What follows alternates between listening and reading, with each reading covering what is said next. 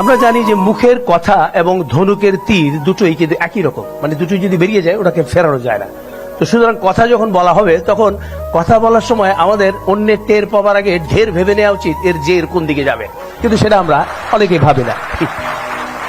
আমরা সেজন্য কিন্তু সাধক সত্যানন্দ বলেছিলেন যে অনেক কথার অনেক দোষ, ভেবে চিনতে কথা কোষ, কিন্তু আমরা কিন্তু ভেবে চিনতে কথা অনেকেই বলি না। আমরা বলি কথাই চিরে ভেজে না, কিন্তু কথাই কিন্তু চিরে না ভেজলেও মানুষ ভেজে।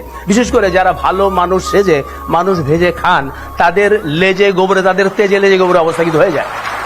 আচ্ছা, সেটা কি করে হয়? আমরা সহজ কথা বলি, সবসময় আমরা বলি কথা কম কাজ বেশি, কিন্তু তারপর আমরা বেশি কথা বলি এবং যা বলি তা করি না, এবং যা করি তা কিন্তু বলি না।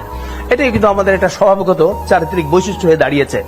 আমাদের মনে রাখতে হবে যে একদল অসৎ লোকের চাইতে একজন সৎ লোক অনেক বড়, একদল অযোগ্য লোকের চাইতে একজন যোগ্য লোক অনেক বড়, একদল অলস লোকের চাইতে একজন কর্মঠ লোক কিন্তু অনেক বড়।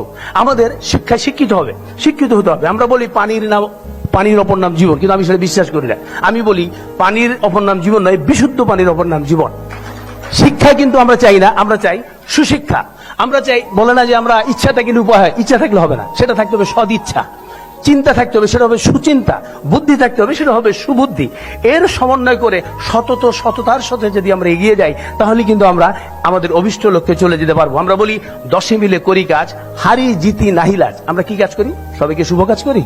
সবাই শুভ কাজ করি না। সুতরাং আমাদের সতর্কতার সঙ্গে আমাদের শুভ কাজ করতে হবে এবং অভিষ্ট লক্ষ্যের দিকে এগিয়ে যেতে হবে সততার সঙ্গে, নির্মোহ থেকে, এবং তা পারবে আমাদের এই যুব সমাজ, যারা আমাদের অহংকার। ধন্যবাদ আপনাদের সবাইকে।